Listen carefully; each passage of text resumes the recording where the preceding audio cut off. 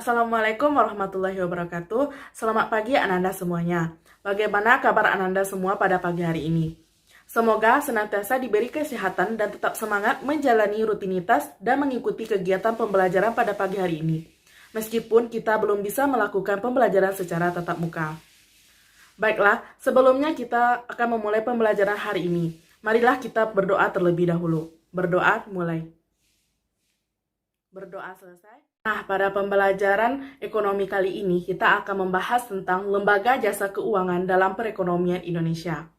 Sebelum kita memulai pada materi pertama, Ibu akan menyampaikan kompetensi dasar yang harus kalian pahami terlebih dahulu, yaitu KD 3.6 yaitu mendeskripsikan lembaga jasa keuangan dalam perekonomian Indonesia. Pada KD 4.6 yaitu menyajikan tugas, produk, dan peranan lembaga jasa keuangan dalam perekonomian Indonesia.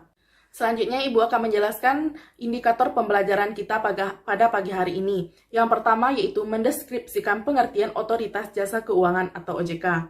Yang kedua yaitu mengidentifikasi tujuan, peran, fungsi, tugas, dan wewenang otoritas jasa keuangan atau OJK.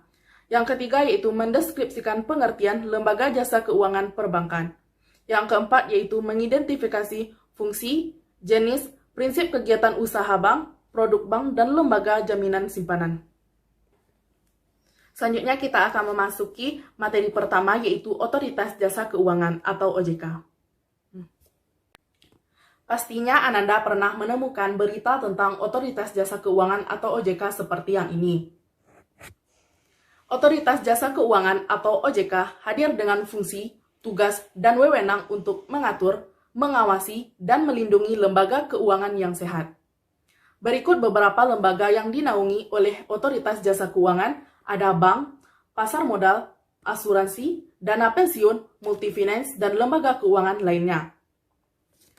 Otoritas Jasa Keuangan adalah lembaga independen yang bebas dari campur tangan pihak yang mempunyai fungsi, tugas, dan wewenang pengaturan, pengawasan, pemeriksaan, dan penyidikan. OJK didirikan untuk menggantikan peran Bapepang, LK, dalam pengaturan pengawasan pasar modal dan lembaga keuangan, serta menggantikan peran Bank Indonesia dalam mengatur dan mengawasi bank serta untuk melindungi konsumen industri jasa keuangan. Selanjutnya kita masuk kepada tujuan dari Otoritas Jasa Keuangan. Otoritas Jasa Keuangan dibentuk agar keseluruhan kegiatan di sektor jasa keuangan berjalan secara teratur, adil, transparan, dan akuntabel, serta mampu mewujudkan sistem keuangan yang tumbuh secara berkelanjutan dan stabil, dan mampu melindungi kepentingan konsumen dan masyarakat. Selanjutnya yaitu fungsi dan tugas dari Otoritas Jasa Keuangan. Otoritas Jasa Keuangan berfungsi menyelenggarakan sistem pengawasan dan pengaturan yang terintegrasi terhadap keseluruhan kegiatan di sektor jasa keuangan. Berkaitan dengan fungsi tersebut, pengawasan perbankan yang selama ini dilaksanakan Bank Sentral atau Bank Indonesia diambil alih oleh Otoritas Jasa Keuangan.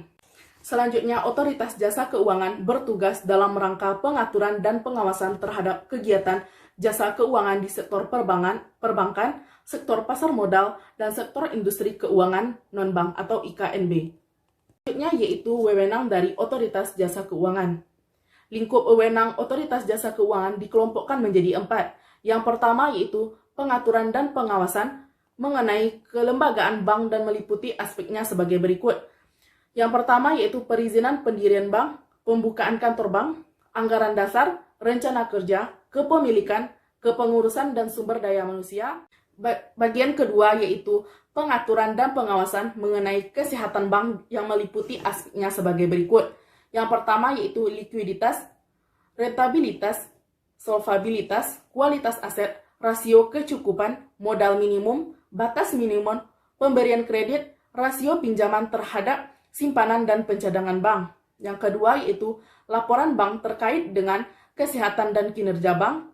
Selanjutnya itu sistem informasi debitur. Selanjutnya pengujian kredit dan standar akuntansi bank.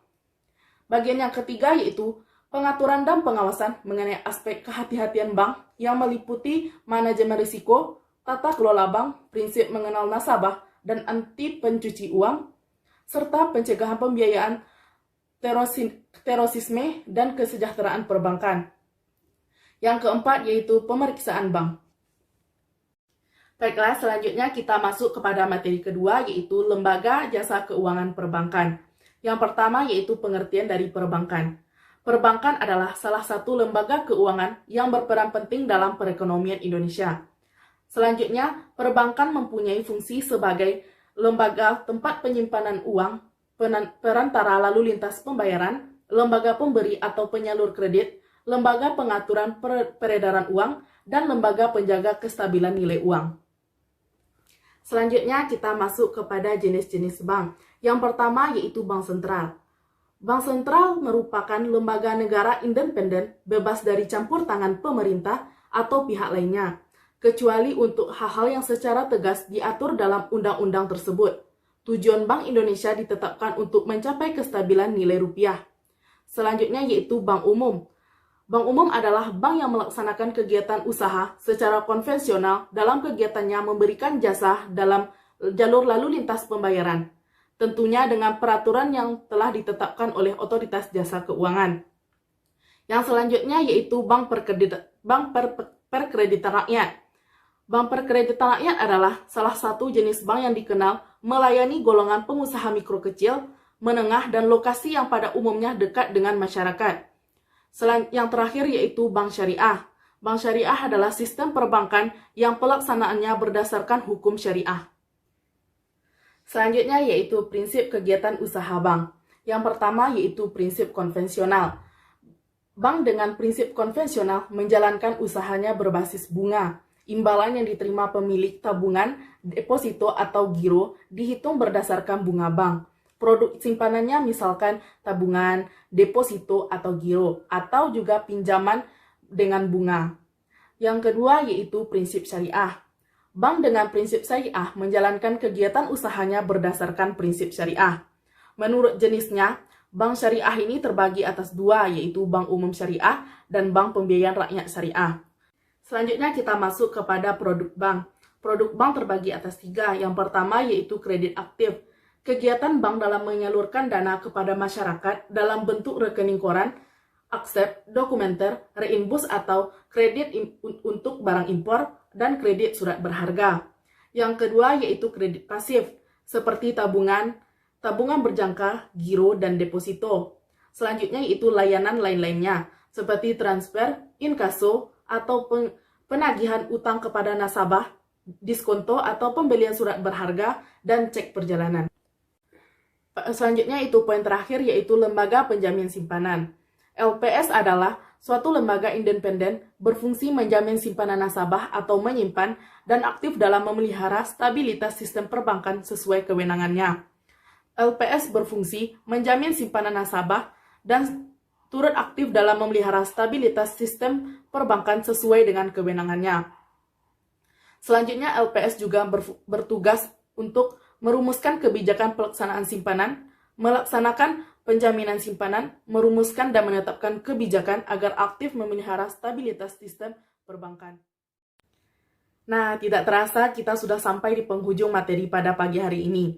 Sekian materi yang dapat Ibu sampaikan. Mohon maaf apabila dalam penyampaian materi Ibu masih mengalami kekurangan. Ibu sudahi dengan Assalamualaikum warahmatullahi wabarakatuh.